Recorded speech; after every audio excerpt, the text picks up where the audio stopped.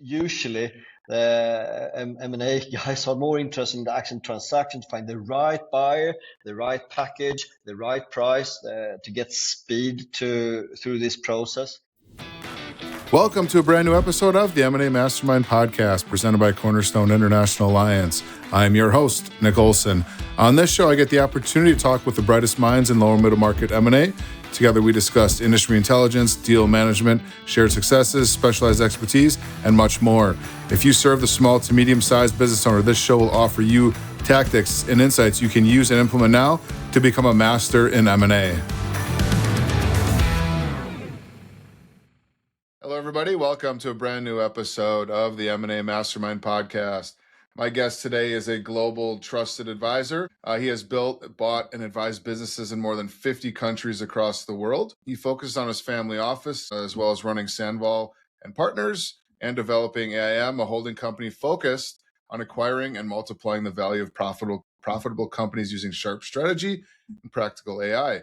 He is the host of the long-running Invest in You podcast. Make sure to check that out. In his spare time, he likes to travel. He's been over to 100 countries in his life and more, hopefully in the near future, as a technical scuba diver as well. Please welcome my guest today, Fredrik Sandvall. Fredrik, how you doing?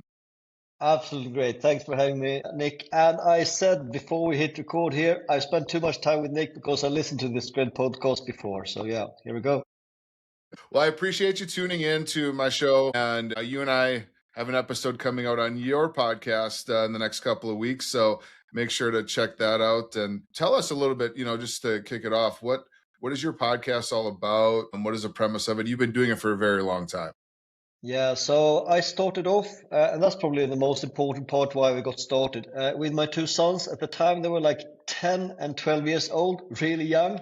And I wanted them to meet interesting people like yourself. So they met like millionaires and billionaires on the air, interviewing them and learning about stuff, again, from people that they wouldn't meet otherwise. That's how it started. Investing new is holistic about health, wealth, and happiness, whatever that means. Over the last few years, been more and more high net worth individuals, entrepreneurs, founders. A very high percentage of our guests have actually written books, and they are in their own right some kind of key influences in their space. And yeah, we really like it. Lately, they've been too busy with their own things, flying solo, like when we spoke, for example, Nick. But no, ultimately, it's against all business advice to go broad. You should get super niche. But again, I'm doing what I find interesting, and that means that people can join me all over the world, meeting really interesting people, and see through my lens how you can explore opportunities everywhere. And that's it. Check it out. Invest in you. Yeah, that's one of the big reasons I started my podcast. So just to meet interesting people, have conversations you would not have had otherwise, and be able to just promote those guests that you bring on the show and share their expertise with your audience. And so definitely in alignment with those reasons as a great way to do a podcast. But so, when you look back, I guess before I ask that question, tell our listeners a little bit about your background, what you're doing, what you're into. As we just said off camera, you are very busy just because you are involved in a lot of different things. What are those things? Tell us about them. Yeah, so number one, I'm a proud dad and father, far away from my kids. They are in Sweden, where I'm born. I'm out in Asia at the moment, trying to make the world a little better step by step, while doing deals and helping people all day long. So I come from a military background. I've been working with intelligence, operations, special forces, and that's brought me to many parts of the world. And I transitioned into management consulting. I've been investing and running companies for well over 25 years. And as part of management consulting, coaching and helping other people to become like financially free, you learn a lot from their mistakes. And the more people I help, the more liberated I feel myself. I like extremes. So one day I am in a 5-star hotel, maybe having a fantastic audience of hundreds of people or 1,000 plus. And the next day I am in a not so nice place in Africa under a tree, tired and hungry, and everything between. Otherwise, I wouldn't feel alive. Yeah, sounds like obviously, as I said in my intro, you're very well traveled, been to a lot of countries. Yeah. But when you talk about, you look back at where you've been and whatnot, what What really pulled you into, what interests you into buying companies, maybe as opposed to starting them from scratch? Yeah, so I have been starting a number of companies, almost like 10 different companies from scratch, mainly in real estate. And to build from ground up, it takes years, especially like property is a fantastic example of real estate in the US. The best thing to do in terms of property, like buy and then wait, not like wait and then buy.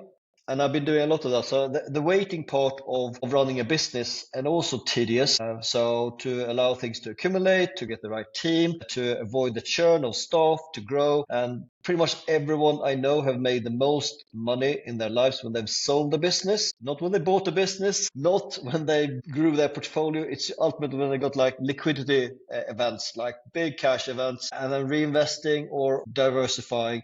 And why not set up a system where you have like, man, we're all different, but one way to do it is to hold a number of companies and to allow it to churn. You might sell one per year, and you have more than a handful in the growth phase. We'll probably dive deep into what I do right now later in terms of partnerships, but when you sell a business, you usually take not one year's of profit, usually multiple years if you set it up right. And that's really what Nick is helping many business owners to do, and the same from my side. But I can also sometimes be on the buying side, not only helping the sellers. So yeah, that's it. What when you're assessing a company, you're looking at it, hey, is this something I want to get involved in? What are the things that matter to you the most? Is it, the numbers, the people, the market, the industry, the location? What do you value most when you're assessing these companies?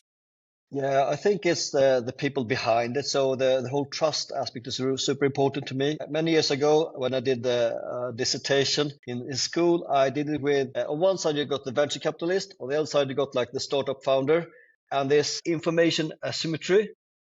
So the founder don't want to show the skeletons, and the VC owner would like to see the skeletons, and there's lack of trust. Hence, you don't get the full value from the entrepreneur, and the venture capitalists like to hold money back because what if? And this coming back to your original question, like what do you look more upon? It is the people, because still today AI is not fully developed yet. We need people to run businesses. We need people to deliver services or products and to sell, which is also one of my core focuses, how to grow and sell more and better and sell profitable. So I look first on the people, what they're doing, package in the right way. Can I scale? Because I love the growth levers. So if you buy something or if you help a customer, how can you make them to multiply what they're doing? That's super exciting to me. So yeah, that's what I'm looking into. Of course, the numbers and everything else, but first and foremost, the people. You're working on a global scale too, and so just from a geographical perspective, are there ways in which you go about, looking, assessing these businesses, and where are you looking, and what areas of the world do you feel like are target areas for you to invest in these companies? Yeah, I would say like overall we've got the same issue all over the world where with an aging demographic. So that is the massive opportunity on the buy side, and that's also the challenge on the sell side. There are more companies that need to change hands. So again, it is still a buyer's market on a high level. So come back to geography. I focus mainly in countries where I can do business in English. It's the language of business and it's very helpful. I'm quite agnostic in terms of like where it's more like opportunity driven. I would love to have global reach like you do with the CAA. So you got partners all over the world. Same way there. I like to have business reasons to go to Singapore, Australia, China, US, Brazil. Why? Because it's kind of cool to be able to travel the world and get paid for it. I've done it for many years. It's kind of addictive. That's why you've been to over 50 countries already, or 100 Yeah, countries already, and deals in 50 of them. exactly. Well, we'll have to find a country that you're looking at. Maybe you don't have any presence in, and we can see if we can work something out for you. Yeah, exactly. Yeah, no, I love good food, nice people, and good weather. Yeah, the criteria. Yeah, you're not gonna want to come to Wisconsin in January with where I'm at right now because it is cold. You got It some is really good cold. tax rules that and good company setups that I like. Yeah. Okay. Okay. Well, then, if you do want to buy in Wisconsin, you maybe want to come in January to see if it's worth it. Yeah. Do you have an example of an acquisition that maybe you made that, you know, really surprised you about just, I don't know, how much opportunity there was as far as growth goes and whatnot? Do you have an example of something that comes to top of mind that it's like, wow, this is amazing? Yeah, so I shared an example which felt amazing that turned out to be not so amazing later. And the reason why I share that is so everyone can be aware there are minds everywhere. Again, the guy, the main person, I'm not trying I won't drop him, throw him under the bus. I'm just going to share principles. So again, an industry leader is on right, really, really good. Everything was fine on paper. One red flag, which I kind of ignored at the time. And then fast forward like 1.5 years, it cost me quite a lot of money because of the initial good rapport that just led us into do a transaction too quick without the proper due diligence into the deal, deep into the finances and deep into the relationship. I like to share that just as an example, how things on the surface might look really great, but don't forget, despite the initial love in the deal, to dig deeper. That's probably a key learning I like to leave everyone with because it costed me many hundreds of thousands, completely unnecessary. I could have avoided it because it wasn't worth the time or the investment. Of course, in hindsight, with the money lost.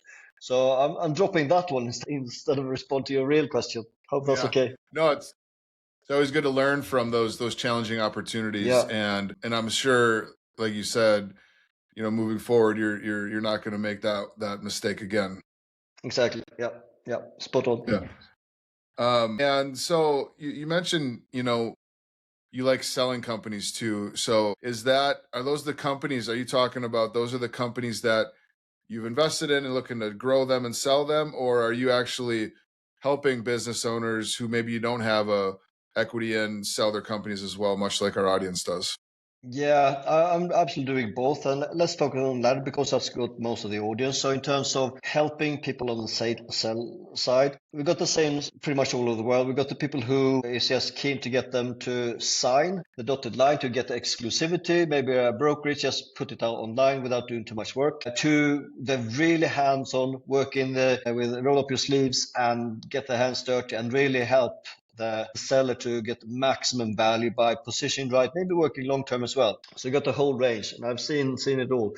I usually either introduce to someone like you who's on the professional sell side, or if they like to scale up first, then I usually help in that process to increase the exit ticket, so to speak.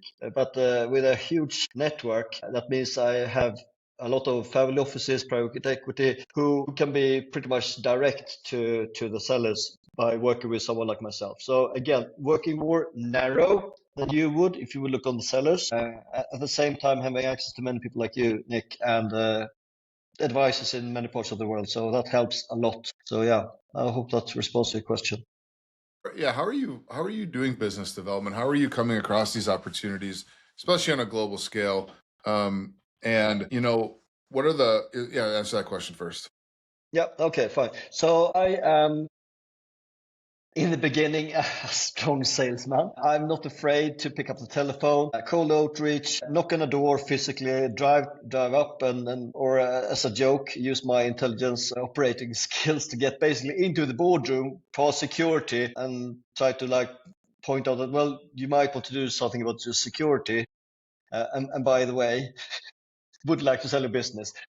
So I'm doing everything very manual, well old school in terms of outreach. I'm using technology to create lists. I use technology, social media to have a flow. I used to have a massive deal flow up to like 2019 in real estate, and I very much transitioned that into business as well. Also, I've been pitch investments for well over 15 years where people bring me stuff because I'm very visible on podcasts like Property TV in the UK, as well as on stage and strange places all over the world, and just pop up and keep producing content so people can spend time with you. Hence, they feel like they got a relationship to you. Just like I said, I spent too much time with you the last few days on a mountain. That was literally the podcast I was listening while doing physical Love it. exercise. So people that find you and can relate to you, and they see that you actually get as done, that is where deal flow starts to happen. Same with like brokers, when they see that, okay, this guy is actually finishing the transaction, or this girl is actually delivering on the promise. That's really where you get opportunities more and more. Even if you might not be the buyer, you help them to get access to funds. So another thing I really spotted many years ago, that most companies, this is probably my best skill, I'm very good at finding money. And that is really good. That's sought after by Very good skill venture to have. capitalists, by property investors, by basically everyone, one way or another, is raising funds from banks or pension funds. I've done all of the above, and that is also really good. That gets me into deals sometimes, like as a funding partner. Even if I don't bring the money, I bring the money, if that makes sense. Yeah, I mean, I think just having an integrated network of people that you build over time, I would guess you'd agree that spending time investing in people around you, investing in those relationships, might not bear fruit right now, but down the road, you never know what's going to happen. And Yeah, I exactly. think developing those relationships, is a long-term play, and it's a way that you can get yourself in opportunities that maybe you wouldn't have. Yeah, and to build on what you just said there, you can also have like transferable trust. So you might trust me or someone else, and therefore you're giving like a warm recommendation. That's so much easier and better to, for example, people, a family office, for example, if you would introduce me, like, at least you should have a chat with this guy without even saying nothing more. You just open the door and I can make my own impression. Things like that is super important if you go from the millionaires up to the multimillionaires, so like high net worth, ultra high net worth, and into the billionaires. The only way to get in there usually is to get someone to at least make a little angle to the door. Otherwise, they like to play with the like-minded, and if you come across as like-minded, then you have increased your chances to find that funding partner that you might be looking for. You had mentioned technology a couple of times. What are you using AI and technology for in the companies maybe you're investing in, or in, like I said, you talked about outreach. Like, what is your stance on, and what are you guys doing with AI right now? Yeah, I see AI as a huge enabler and a multiplier for individuals, teams, and companies. You can save so much time. And so, for example, I use this to produce content, to help with policies, to document, create SOPs, basic legal scratching the surface as well.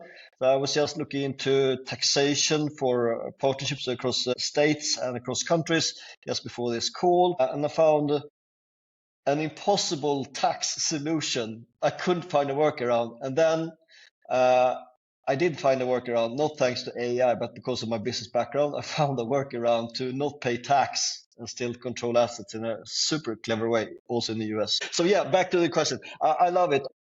I am investing right now, creating a group of AI enabled companies. So there will be a couple of pure AI SaaS companies, a number of AI consulting services. So they're providing AI as a service, and there will be a number of normal blue collar companies that can be really superpowered by those companies within, and thereby be building a group that is growing fast in this very uncertain world. And another way to do that is, if you think about like the whole market in like three tiers, you got like the traditional blue color layer, and there's no judgmental in that, and then you got the white color, and then you got like the very much the top performers. I see AI disrupting a lot in the blue color. I see a lot also in the white color, where we will see things change a lot, which means if you can be one of those top players that got an audience to attract the right kind of companies and partners, that means that those blue collar companies that lean into AI, and those white collar workers that and managers all the way to the CEOs, that's still white collar, that take the advantage to multiply themselves and their performance, they will really excel over the next couple of years. And I would like to have a whole company of companies excelling together as a partnership. So that's really what I'm working on right now. So instead of like buying companies, getting companies to partner. So think PE game. So instead of having like one company which might trade at like a 3-4 multiplier of a EBITDA, you might now have like 10, 20, or more than 20 companies working together. That multiplier, exactly the same businesses, just loosely arranged with a top layer of management without too much integration, will be pretty much doubling just by the sheer size. And very interesting to any kind of PE buyer right now. PE and venture capital, as well as family offices, are all looking at AI-enabled things. Same with like you've got so many sophisticated strategic buyers right now who would love to get their claws into a company that actually have understood AI. So it's super exciting times, very disruptive, very hard to value companies right now. Very hard. This episode of the M&A Mastermind podcast is powered by Cornerstone International Alliance, where leading M&A firms come together. As part of this international network, you get access to global opportunities, over 200 M&A experts, enhanced collaboration and knowledge sharing, and some of the best M&A tools and resources available, all to help you take your firm to the next level. Ready to join this exclusive network? Visit cornerstoneia.com/new member today. Well, and that's what I was going to ask you, because you're obviously diving head first into this AI thing, it sounds like, Yep. and you're learning more each and every day, and it changes all the time. How has, from your experience, how has AI affected positively or negatively, values in companies that you're seeing? Maybe what are you looking for in companies? Would you rather have a company who hasn't adopted AI at all, where then you can inject, your own tools in there? Or do you want to see a company who's already, gone down the path of AI integration into their company? Yeah, we are so early, so both of those would absolutely work, but it's more a mindset. Like, is change okay? Will you embrace change, or are you trying to hold the ground like it's stuck? We are set in ways. That doesn't work at all. But with those two options, I would be very open to owners on any of those. And just to give you a case study from earlier today, I was doing a napkin valuation of an AI services business. So I built my own AI agent, which has helped me to value that puts all the traditional technical matters into mind, but it's also trained on my super conservative book that's coming out in January, which is called like the Abyss of Finance, which is talking about the risks and the risk of being so highly valued and geared, especially the AI companies. So putting that together to get a valuation to help those out there, advisors just like you, AI SaaS business. If you assume you've got recurring revenue, so long-term contracts, that has got fantastic multipliers, everywhere from like I've seen from 10 to more than 25 on relatively startups. Whereas AI services companies can be as low as like 3-4 times value, because again they might not have long-term contract, they need to win new clients all the time, so they're basically treated like a consulting firm but in a good market. So but they're still not benefiting from the valuation multipliers yet. That is my experience so far. But just putting AI on the website or the business card or in the business name, it's like the .com thing a long time ago. That fad has almost passed. You need to be able to explain how you use AI more than yes, we use ChatGPT as a browser at work. That's not good enough, but you need to show evidence of automation, evidence of integration, show that you are doing like streamlining processes.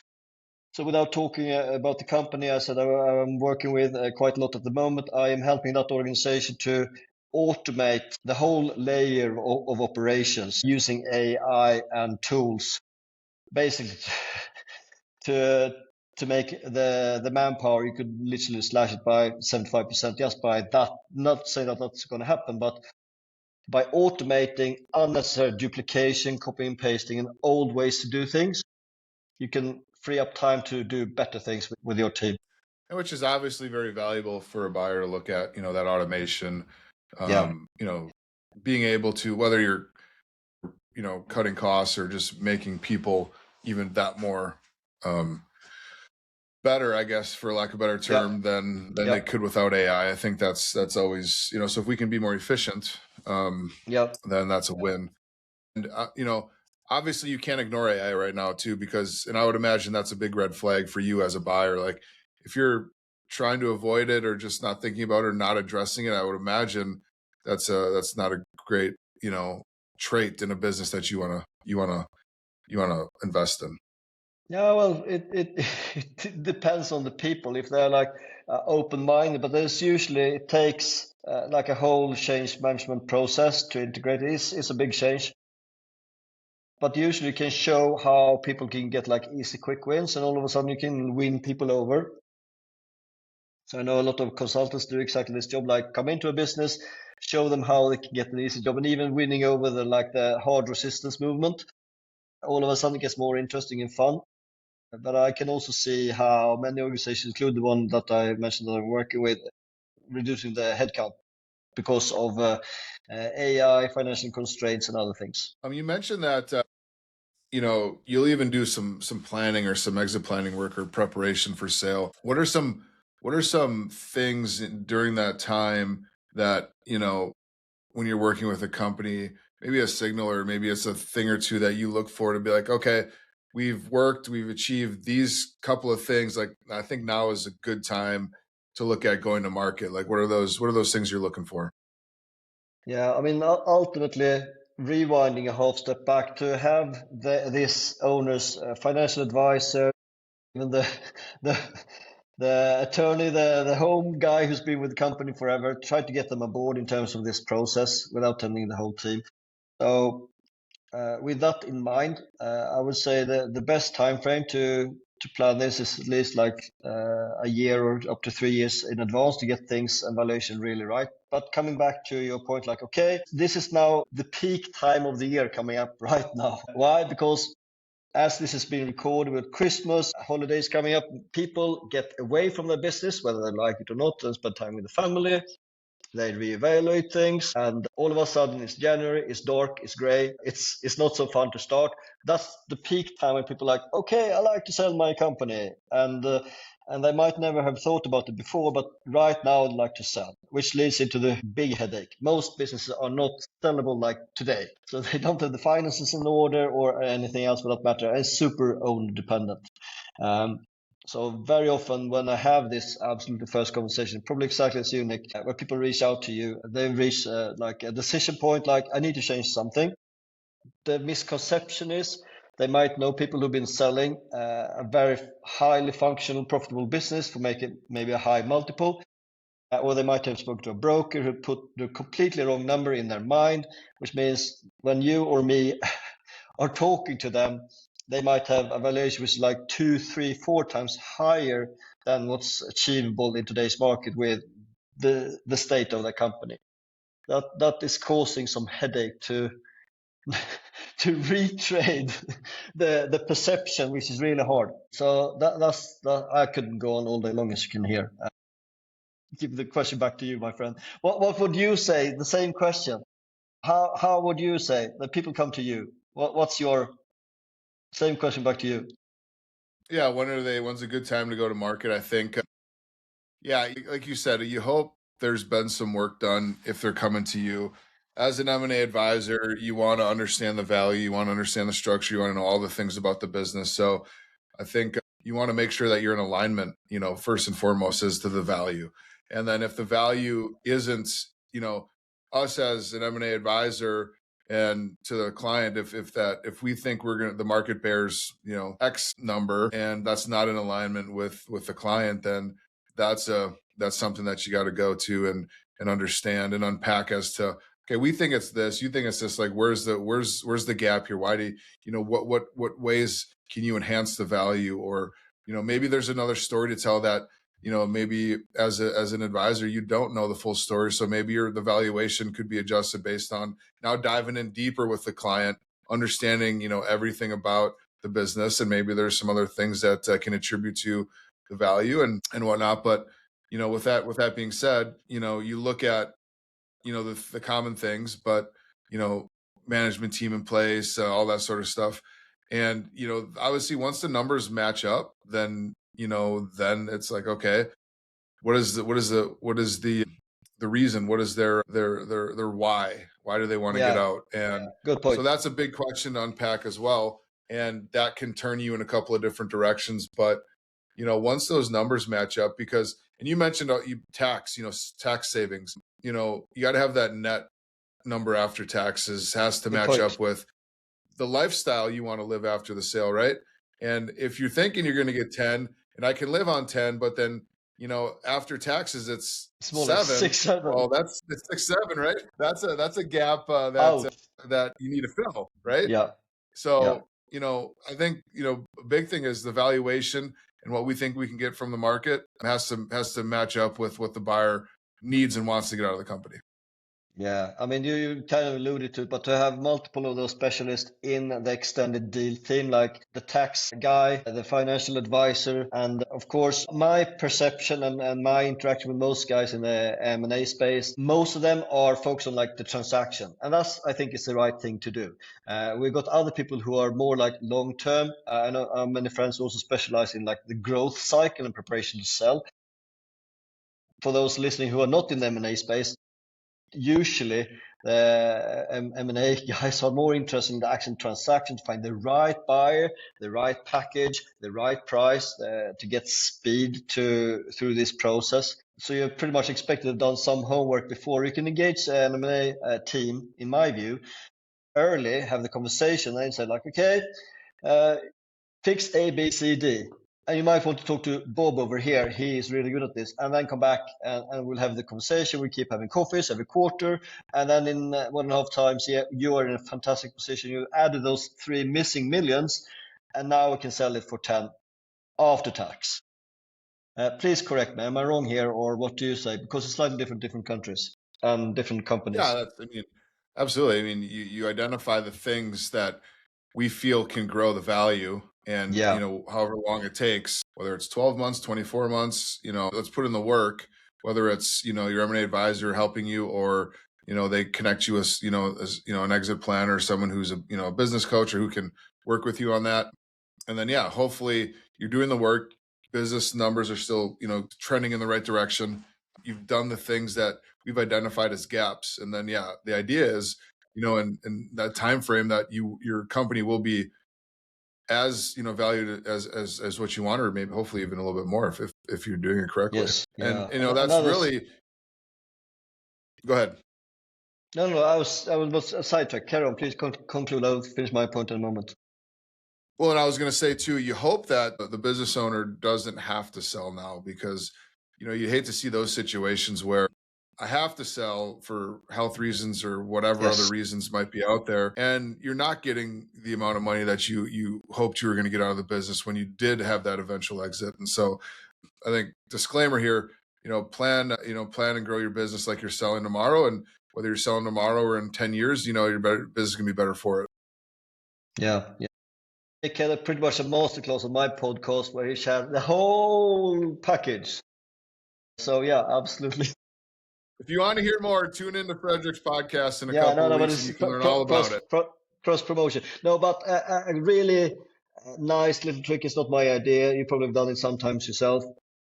When we have that initial conversation with that seller of the business, the founder, owner, they might have a number in their mind, which might be the right or wrong, doesn't matter. Try to capture that on a piece of paper and put it away, because later in the process, you might have offers which are way over this, and they might be greedy and say, let's hold out. With today's market, it's just like COVID in a way. If you got a deal that you can close it today, because you never know what tomorrow brings. I've heard too, Fredrik, recently some stories of, I talked to some business owners like, I wish I would have sold 3 years ago. So that poses a really interesting question, because I think on the flip side too, it rears its ugly head as well, where I said I can get you 10, we went to market, I got you 18. Okay, well, that's amazing. I never expected the 18, but now I'm going to get greedy. Can I get 24? And exactly. So, like you said, I think it's a good exercise to just Hey, understand when we went to Take it market, now. we were looking for Yeah. 10. We were looking for 10, right? Yes. Yeah. I got you 18. I think we still want to, and you see, business owners will say, well, if we get 18, I think I'm going to just hold off another year or two and try to get 22 or 24. Yeah. It Yeah. can work out that way, but it doesn't always work out that way. So, you're taking a little bit of a risk. In those two instances, good or bad, based on, I should have sold 3 years ago, or I'm going to get way more than I thought if I keep at this and for 2 more years. Yeah. What advice would you give a business owner to know, like, now's the right time? You can't Yeah. really know, but like, what are some things that they can do to not get too greedy and really get the value that they need and want? I think one thing is to remind them that we don't get younger. That's one thing. One other idea is to remind them of what their spouse wants. And third would be, even if you decide like I'm going to sell now, you're still in it for 2 more years or whatever. That's so common now with earnouts, and you're stuck and you might roll over equity. Even if you're going to sell like right now, you're still not out tomorrow. Even if you think you are, you're not. So that's if you're going to hang on for another 2, 3 years, would you then like to add 2, 3 more years? Like, probably not. So that links back to like take the deal today. Yeah, I mean, would you say, like I said, you can't say for certain, but in your experience, you know, taking the deal now is, at the right number, that makes sense for you. Yeah, Obviously, if the yeah, numbers aren't right, then you're not going to sell now. But if you're able to get what you want or even more, would you say more cases than not take the deal now as opposed to, wait to the future? yeah. I would even say take even less if the terms are right for you. So you might want to take less than you wanted, but with the terms that works for you. Because again, the price can be anything, but the terms is really where it makes some difference. Like if you really like to leave right now, well, you will need to take a haircut. If you're prepared to do more, yeah. So I would say yes to that. I would even say take less than you wanted, assuming that you get something else, which leads into another interesting thing that when I sold my baby, I still got my sons. When I sold my business baby, that was basically my nest egg and my golden goose, and I killed it by exiting basically. And that's the case when you exit like a large property portfolio. Yes, the uplift would be sufficient to sustain your life. But when you do that, you change your persona so much. Like I used to be Fredrik, the owner of Boom, and now I am Fredrik. Like without the boom. It's changed a lot when it's very much your personality and people know you for exactly that. And that's how you've been working and operating for years. It makes a huge difference when you sell your baby. It's a huge thing, which links back to like, is the price worth you changing your persona? What are you going to do instead? Yeah, I mean, good, and to that point, have the conversation as an M&A advisor with your client about what that looks like. Have a conversation with the spouse and make sure that there's an alignment there. A lot of times, and understand where this is coming from. Is it the business owner who wants to exit? Is it, the spouse saying, "Hey, I think it's time. You've done this for 45 years. Let's spend some time together." But understanding, what that looks like after the sale, because yeah, you're absolutely right. That business becomes your identity, and you are the business, and the business is you. And it's hard to change that mindset. And so that's where, like you said before, structure can be a way to ease out of the business. And maybe you're spending less time, and you're just consulting, and maybe you want to roll some equity, but you're bringing on a partner who can run the day to day, and you're there as needed or whatever, and still get a second bite at the apple in 4 or 5 years. Yep. So then you can Yep. make sure you get that extra, amount of money. Maybe it's not what you want now, but it can be in the future. So yeah, like I said, I think Yeah, structure is exactly. huge. Yeah, no, good point. Same with earnout and so on. I also seen many people that because they've been self-employed for decades, that means they're not employable. That means that they're not the right person to have a boss, maybe a very demanding boss who cares all about the numbers, like any typical private equity firm. And you might hate numbers. So that I've seen many people walk away from so-called earnouts. Make sure you got enough money on day one, assuming that you're a bit hesitant about the earnout, because often they are structured again many cases so that you basically walk away with nothing out of the earnout because you literally walked away and took that part of the deal instead. Yeah, like I said, we could talk deal structure all day long, and Yeah. a lot of great examples. I'm just waving red flags here. Go ahead. You mentioned, Fredrik, that you have a book coming out in January. Yeah. Tell our listeners about your book and why you wrote it, who's it for, and why our listeners should go check it out when it comes out in January. Spoiler alert, it will be a bundle. So the whole idea of the first book is called The Abyss of Finance, which is all around how you can work with trust, leverage, understanding how does the financial system work behind the scene. How does a bank work? How does the government work with interest rates? There are so many so-called financial instruments that you don't have an idea about. This is not a how-to book. It's just like opening your eyes, making you aware of like the potential, because I've lived through a number of corrections in the market. I'm just making it obvious that we are due for another correction. Just be careful when you're buying or selling a company that it will affect you. So that means that if you're going to sell, think about where you place the money. If you are going to buy, don't overpay, etc. So it's called The Abyss of Finance, and I will sell it together with another book, which has got a complete different reason, which might be of more interest to the business sellers listening to this podcast, because guess what? It's perfect. It's you. So it's called option strategy. You've got 3 options. You can keep doing what you're doing, run the company that you're doing. Number 2, you can work with someone like Nick or myself to like increase the value of your business, make it more sellable. Or number 3, you can work with someone like me who would like to do option 2 in partnership. So basically a part of a group and growing together, like I mentioned with a private equity game. So most of you will just keep doing what you were doing, and that's perfectly fine, but try to become more sellable. There's so many good, easy books out there, many good advisors that can help you to get things in order, because you might be sick, you might be, there are many reasons why you might not want to sell your company, but you might have to, or someone have to sell it on your behalf. So make the business more sellable, and you will get more money via Nick when you actually exit. So where can our listeners find those books? Yeah, when will it launch? Yeah, so it will be launching on the 9th of January.